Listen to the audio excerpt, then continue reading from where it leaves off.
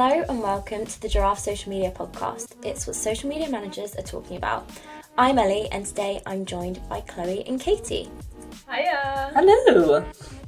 Coming up on this week's episode, we'll be discussing what our top 3 things on our bucket list are for this year and our social media predictions for 2022, along with Snapchat adding new features designed to better personalise your in-app experience.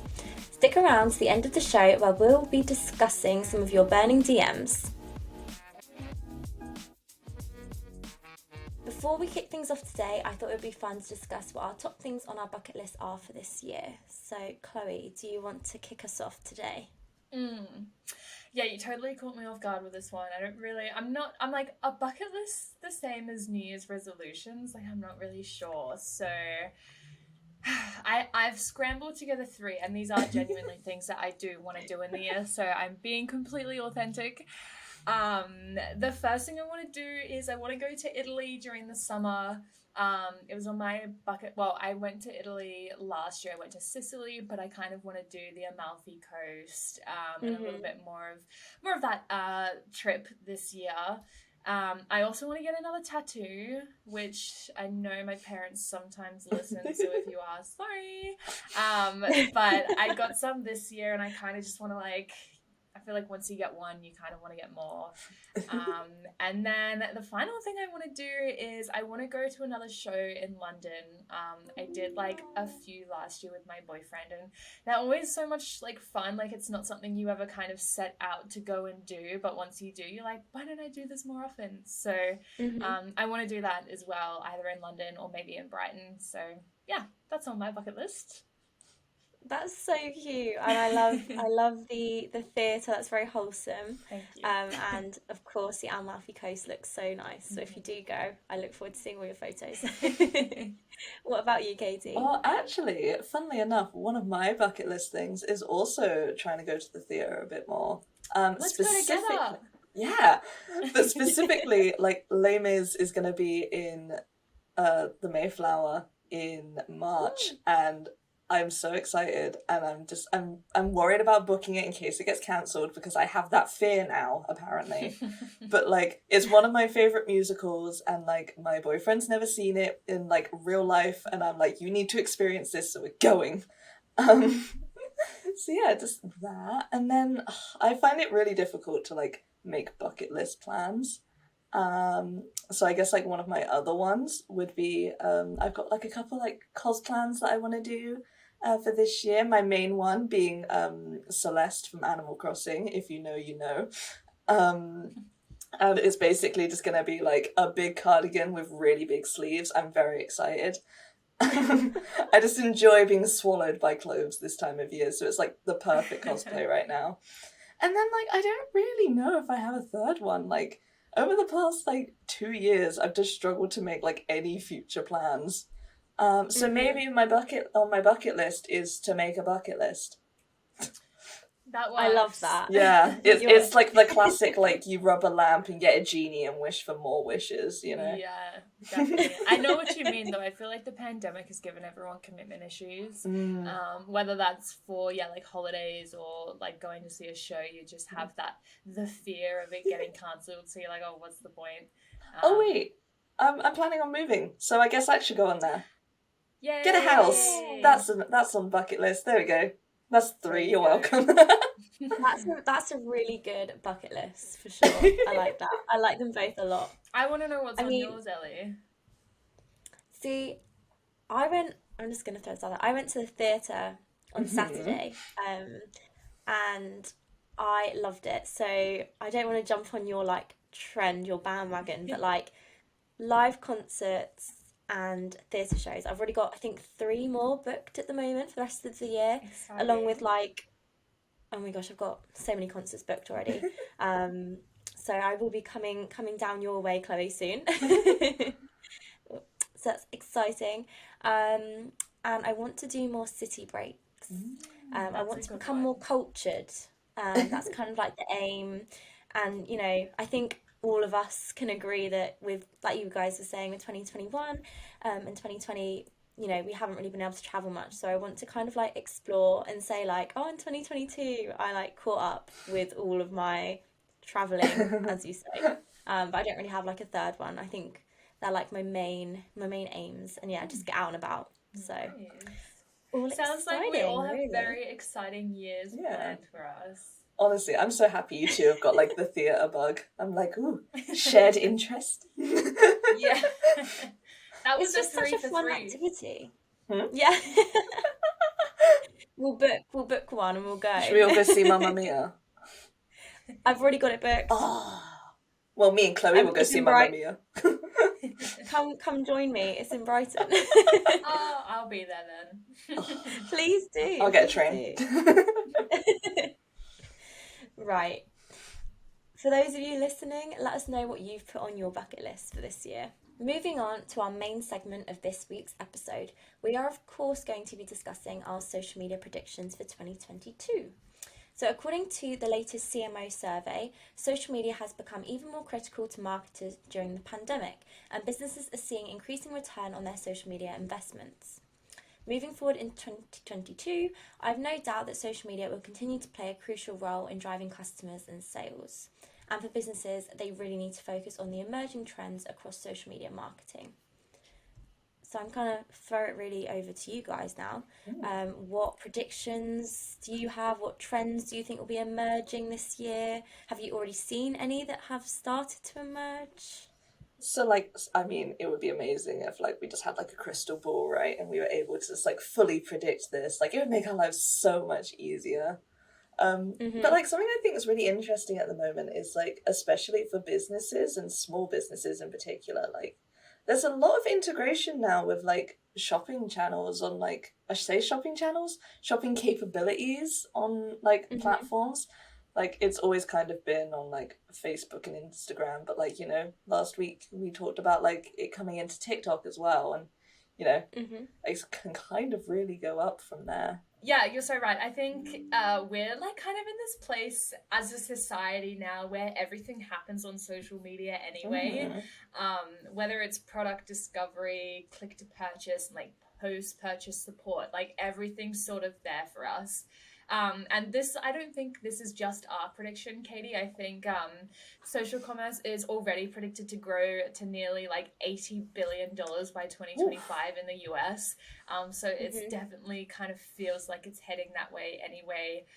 And yeah, as you mentioned, I think now that TikTok is launching its own shopping feature, we're just going to see so much more innovation in this area as is. I think the way that products are kind of put on display to us now on TikTok in particular is, I don't want to say revolutionary because that's a bit of a buzzword, but it is so different. Like this authentic kind of presentation of a product, seeing it in everyday use, or even seeing it presented to us in an out of the box kind of way is super. And I think brands have seen a lot of engagement from that and a lot of results from that. So if you are a small business, 71% of small businesses are looking to sell on social media at the moment anyway. So it might be an Instagram shop that you need to set up, a Facebook shop. You know, keep an eye out for when TikTok does eventually launch this shopping feature in the UK, because it's going to be massive. And I think, like, I for one can speak on behalf of the Gen Z millennial kind of group that I'm in, but we do a lot of shopping this way, and a lot of brand discovery comes from that as well, especially for me in particular, just in the last 3 to 6 months alone. So this is a huge prediction that I think we know is, I don't think it is a prediction anymore. I think this is just bound to happen and to boom. So yeah, that's one to keep an eye out on. I guess it's already happening as well. Like we've already started to see that like growth last year, and it's just continuing to boom, like you said, Chloe. But I was also going to quickly jump in and say, if you don't want to set up like a Shopify yet or something like that, which can be a bit more complicated, you can simply just capitalize on Instagram's link stickers, which are really, really simple just to add into your stories. So that's a really simple but effective way to promote your products. And yeah, e-commerce shopping, basically. The link stickers, like, they were life-changing when they got released. It was just like, all of a sudden, you can now, like, link people directly to your products on, like, a platform that makes linking really difficult. Amazing. I am so susceptible to, like, clicking on the links all the time. Honestly, like, with influencer marketing and stuff, if they post like a product I like, I'm like, yep, straight up on the swipe up link there, or well, click on the sticker link now, as they say.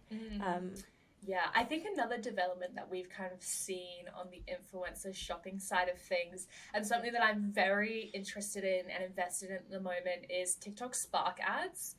So I don't know if you guys have heard of this. It's a relatively new feature that TikTok has come out with, but it kind of builds upon this influencer culture and this user generated content kind of phenomenon that we've seen for most brands.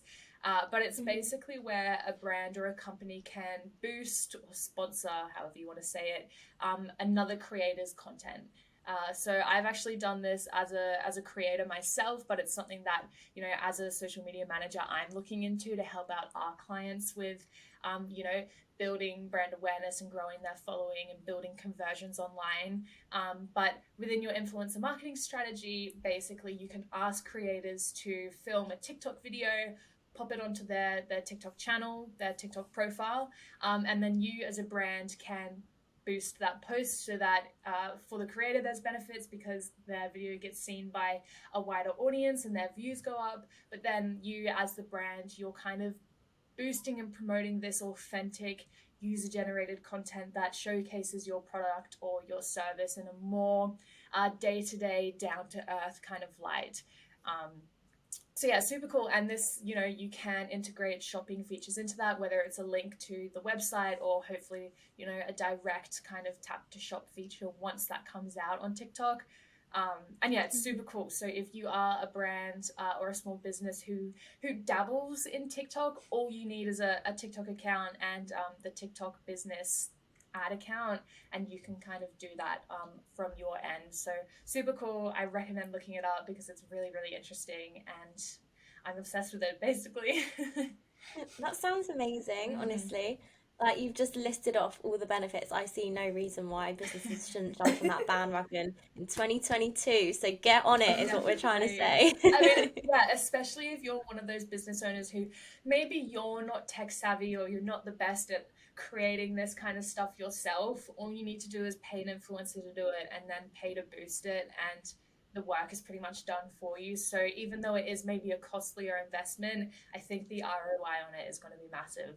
And I can't wait to try it out for one of our clients next month and see how it goes. Ooh, That's so that was a little exciting. sneak I mean, I think preview. that, Yeah, yeah. I'll report back. I mean, I think that kind of links into a trend that I think we all will predict anyway. But we've seen like the growth of influencer marketing. And I think in 2021, it was said to be worth $13.8 billion, which is insane. And I mean, even with you talking about that new feature, Chloe, it's, you know, it's just showcasing that influencer marketing is continuing to be on the rise and kind of surpass other forms of marketing, and is quickly becoming one of like the most common forms of marketing. So it's so exciting. Yeah, I could talk about influencer marketing until the cows come home. Um, but I think my kind of prediction for influencer marketing, because you know we've seen this meteoric growth for a few years now, but I'm actually predicting that the influencer space is going to become really, really oversaturated. I mean, it already kind of is. You can become an influencer without even really knowing it these days. So I'm kind of interested to see, and some other, you know, agencies and industry leaders are predicting the rise in what we call like nano and micro influencers. So I think brands are probably going to turn away from, you know, these huge celebrity influencers, you know, these really big Love Island kind of influencer girls, and kind of turning towards these really small accounts from people who have like 2,000 to, you know, less than 10,000, because they really do have such a defined niche. And, you know, now with Spark ads and brands being able to kind of sponsor this content from their end, I think there's no reason not to kind of guarantee that those your product is being met by an audience who really is going to resonate with it. Because, you know, if Molly May promotes your skincare account, not everyone is following Molly May because there's poor example given, you know, current controversies. Depends But how many hours you've got in your day. not everyone who follows Molly May is following her because she has perfect skin. Maybe, you know, she has a huge male audience just because she's, you know, a pretty blonde girl, or because of Tommy Fury. And maybe she has a huge audience who just like Love Island as is. So, you know, if you do work with smaller creators who are dedicated to skincare, the chances of their audience being dedicated to skincare as well is like, you know, 3 times the amount of Molly May's audience. So yeah, I definitely think that's got to be an interesting one to watch, to see if we turn away from these bigger creators and focus small. I mean, I do think that the bigger influencers have less of an influence. I mean, it's really contradictory, and this may be a really unpopular opinion, but I am less inclined to want to buy something from someone with millions of followers, because I think, do they actually use the product? Yeah. Whereas if it is the small influencers saying, "Oh, I really love this product," you think, "Oh yeah, they probably do really love that product," because they are, you know, they're a lot smaller in that sense. So I completely get and agree with what you've just said there. Especially like over the past few years as well, like these like more like nano influencers are like, you know, they're more appealing to just the everyday person, because, you know, as we said, like people love authenticity. They love people who feel real and that they feel like they're getting recommendations from their friends, not like a celebrity, because that's essentially what like these huge influencers are now. Mm-hmm. I mean, it kind of links into what we've been saying in previous podcasts about authenticity. Because obviously, you know, being authentic as an influencer or as a brand, it really pays off in the long term. So it'll be interesting to see like how everything we've just kind of said will work out over the next year, and then we'll report back this time next year and let you know I'll be like, whether they came true or not. Yeah. This will probably be like recorded in the metaverse at that point. Like we'll be sucked in by Mark Zuckerberg.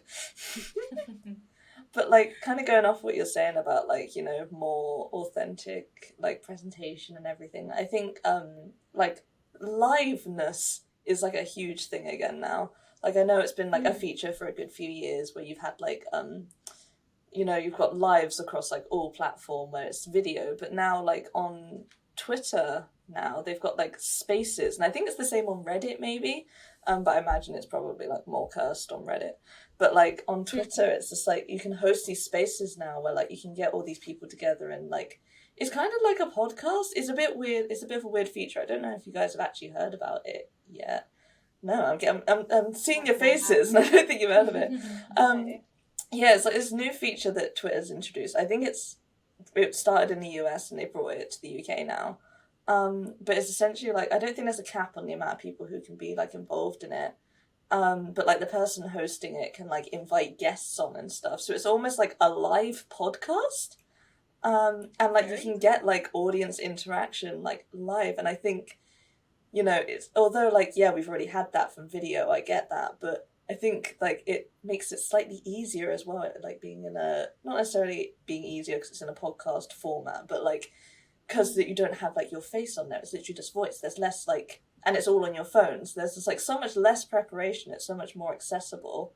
I mean, it might be a feature that like Twitter ditches in like a couple months, and no one hold me to that, like they did with like Fleets or whatever they were called. That was like a fun few months of that. But I don't know, I think like, you know, live streaming is a huge thing at the moment, clearly. So if other like social media platforms can capitalize on it, and you can capitalize on that as well, like I think that's a good way forward. I mean, I'm definitely going to have a look into this after this podcast. There are some very questionable ones, but there are some that are quite fun. I'm interested. I haven't heard about that before then. One of my favourite ones was a YouTuber I follow. He hosted one where he was doing a give me the best dog impression video like challenge.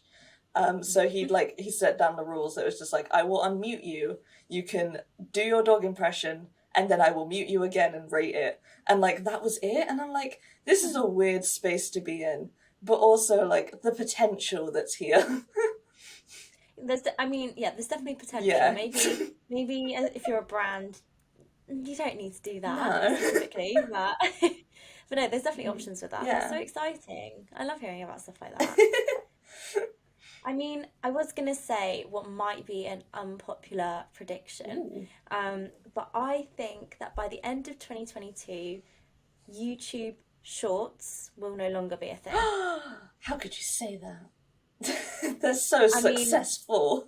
like I said, that might be very unpopular, but I hate it when they come up on my feed and I don't watch them. So Mm, I personally can't see them lasting very long. mm. And I know it's like a competitor for TikTok, but I don't see it happening. I don't know what you guys think on my prediction there, but I mean, I kind of agree. Like, at the moment, they're debating making them like monetized, so like you can gain a profit from that. But at the moment, they're not. So like, what is the incentive to carry on with that? And if you think back to like Vine, rest in peace, the main reason like Vine couldn't succeed was like the fact that there wasn't really a way to get like monetary gain from that for the creators that were like producing content for it and like the creators of Vine.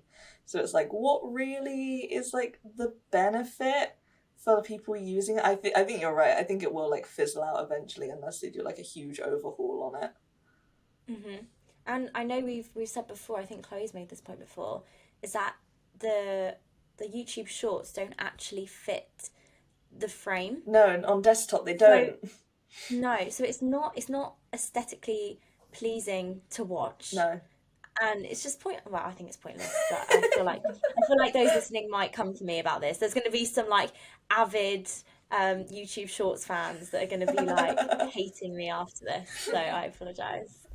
But do any of you have any more that you'd like to say? So, I mean, one final point that I have is like something I'd like to see happen is I'd really like to see brands take advantage of Facebook groups. And I know I've talked about this before in the past, Mm. and I'm a firm believer that it's a really good way to connect to your audience in like a very direct and very niche way.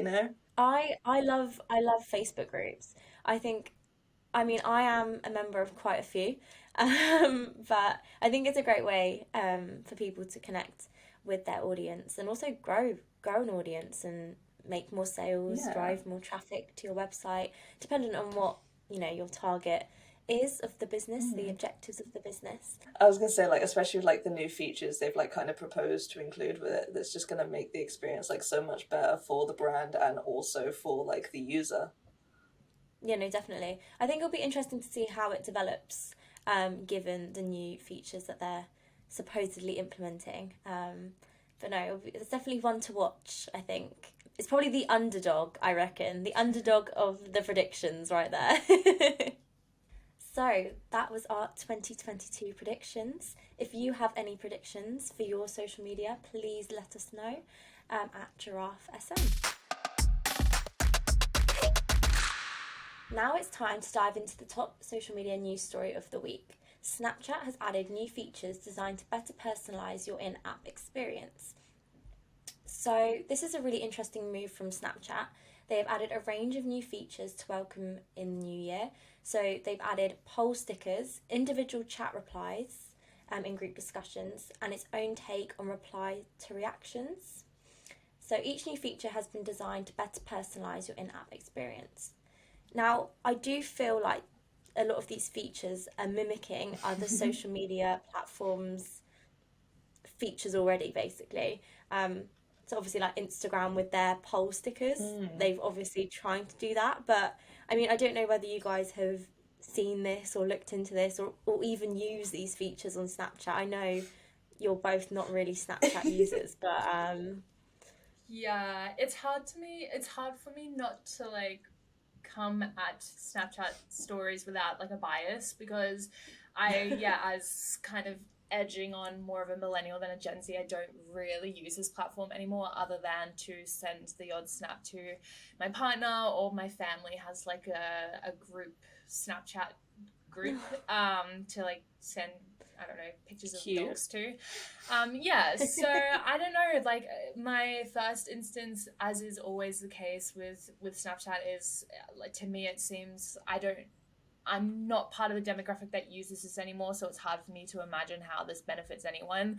But like that being said, the features that they have added, I think, are hugely successful on other platforms. Like polls, as we know, are like really, really successful on Instagram, and I know that TikTok has introduced them recently as well, and the reply feature I love to use on Facebook as well. So yeah, I'm not mad at this. I think like it's good to finally see that they've added these features that other platforms have had for at least, I want to say, something like 5 years now.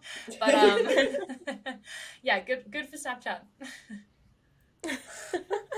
No, I get what you mean. Like when I was like reading about this, and like things like like a direct reply to a message and it being like a separate thing. I'm like, was this not a feature? Like back when I used to use it, like it used to be like my main messaging like thing. I'm just like, was that not what was already on there?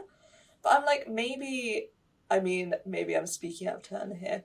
But for like the people in like our generation that don't really use Snapchat anymore as like it's as like the main messaging like app or whatever you want to say, maybe like it's because like we had so many issues with like there wasn't like a reply thread. There's not ways to like respond to react to messages and that in ways that you can on other apps. So I'm like, maybe this is just like a really good way to retain like the like younger audience, the next generation, and people who are like still kind of using it rather than us who are already tainted and old and bitter and all of that fun stuff. Yeah, I think it's hard for Snapchat to kind of develop these features because their main, I guess, their USP is that it is like these fleeting messages. Sorry, Twitter, to take that on. But like, yeah, it is made so that you can send a picture and it disappears, or you can send a message and after you exit that chat, it's gone unless you save it. So it's difficult for them to create these features that don't kind of take away, if they add too much of Instagram's technology, then they've become like Instagram and they sort of make themselves redundant in doing that. But I think the leaps and bounds that they've made and kind of their community, they have that sort of explore page now, and they used to have, or maybe they still have, those Snapchat shows that they produced. I think that kind of stuff is awesome. It keeps people on the app, again, because it sort of goes a little bit against what Snapchat was originally for, which was to be on there for about 10 seconds and then to exit. So yeah, I think it's cool. And that's all I have to say on that. No, I agree. I'm just thinking about it though. I'm like, in theory, with like the current like social media space we got at the moment, in my opinion, I feel like Snapchat is the perfect combo for TikTok. Like, it's like the perfect like for like the current. I sound really old when I'm saying like the current generation, but I'm like on about like, kids in like secondary school, college, like they're coming up and they're like on social media now. But it's like, I don't know, I feel like Snapchat's like a really fun, like, young, hip, like, communication thing. And TikTok doesn't have, like, an inbuilt communication system, really. Other than, like, I don't know about you guys, I literally just use it to, like, send funny videos to my friends with, like, no words, no context, no conversation, just the videos. But, like, I feel like Snapchat has the potential to be, like, I don't know, like, the new... I think it's going to have a resurgence. And you know what? Good for her. Good for her. It deserves it. I think I do agree with you in that respect. Because obviously, like, I feel like TikTok started out being, like, quite young with dancing. But I don't know about you guys, but, like, my For You page doesn't really have dancing in it ever now. Yeah. I feel like that sort of trend has kind of disappeared. And it's more like... this is an insight into my For You page. It's like lifestyle and like maybe doing things, that sort of thing, rather than like teenagers doing a dance routine that you can mimic. So obviously like Snapchat has that appeal with the new poll feature, but like in terms of like the difference between Instagram and Snapchat is Snapchat has the emojis, so you can only use emojis in the polls. You can't use words like Instagram. So, I don't know, it is definitely for a younger demographic, and I can't say I would be using the polls But if I was to ever be in a group chat and I need to reply to one person, then I'm sorted now. So You can respond thank with a goodness for that. Bitmoji now. Amazing. Don't think I'm going to be doing that, but no, I'm interested to see how it develops over the year and if their engagement rates increase. And yeah, it'll be interesting to monitor for sure. In our latest and greatest segment, we're going to be trying to answer some of your burning DMs sent to us on social media. Our DM this week reads, do you predict long-form content to become popular again in 2022? So I do feel like this is a great question for us to answer. Would any of you guys like to take it away? I mean, it's like undeniable that like short form content has like really, really dominated social media over the past like 2 years. But I think long form content does have the potential to make like a bit of a comeback. You know, like podcasts are a super popular thing. I feel like that's like a weird thing to say when you're recording a podcast, but like they've become like a huge thing. Like everyone seems to have one at the moment. Like especially like even TikTokers seem to have like podcasts now that they just like upload separately. And like even like TikTok and Instagram, like they just constantly keep like updating their record limits. And I know like 5 minutes isn't that long in the grand scheme of things, but for TikTok it is. Like when you get like a 5 minute video, I personally end up probably scrolling before the end. But that's just my attention. But no, I'd love to see like long form content kind of make a bit of a comeback. I think it has on like YouTube, but like I think YouTube's just its own separate beast anyway. I feel like YouTube's like platform has always been quite long form content. Like most of the videos are above like 10 minutes long. Yeah. But no, I agree. I think it will be interesting to see like long form content flourish this year. And yeah, we've definitely already seen like the trend towards it. Yeah, it's interesting that the listener sent this in because I kind of don't think that long form content ever went away. I think that yes, perhaps, you know, with the explosion of TikTok and Instagram kind of following in its footsteps, we have seen that on those sort of platforms, short form snappy content is the way to go. But as Katie said, like podcasts and YouTube have been, you know, kicking on for years and are arguably stronger than ever. And those have kind of always been the go-to place for this longer form content. I don't think Instagram ever was a place for long form content, even when they had IGTVs, which they've now sadly taken away from us. So yeah, I think I'll be interested to see if it makes a comeback on places like Instagram. You know, TikTok expanded their videos to 3 minutes in length. And then Instagram Reels can now be filmed up to 60 seconds as well. So yeah, I'll be interested to see if there's more use of those features, although I definitely don't have the attention span of watching the 3 minute TikTok videos. I sort of use the scroll to go to the end. Especially if it's like a transformational makeover video. I'm like, no, I don't have time. I need to see the results. Whereas I do have the capacity to watch a 30-40 minute YouTube video quite easily. So I think those platforms will continue to boom. And I like that we have this separation. You know, we're on our phone, we go to Instagram and TikTok for this snappy stuff, but when we're ready to kind of sit down or, you know, go for a walk, in the case of podcasts, that type of content is readily available to us as well. So I am kind of happy that we've seen this divide and every platform has its purpose now. I feel like there's something for everyone. Totally. And I love that. So it's, definitely be interesting to watch and see what really booms this year, and whether TikTok remains dominant. But we will see. We may be proven wrong. Who knows? Reels may suddenly become like they might take over. Who knows? Instagram might come from the side. I'd love that. I really would. That would be such an underdog story. It'd be great. That was our top DM for this week. Hopefully we answered your burning question. If you'd like to be featured in next week's episode, then make sure you slide into our DMs on Instagram at GiraffeSM.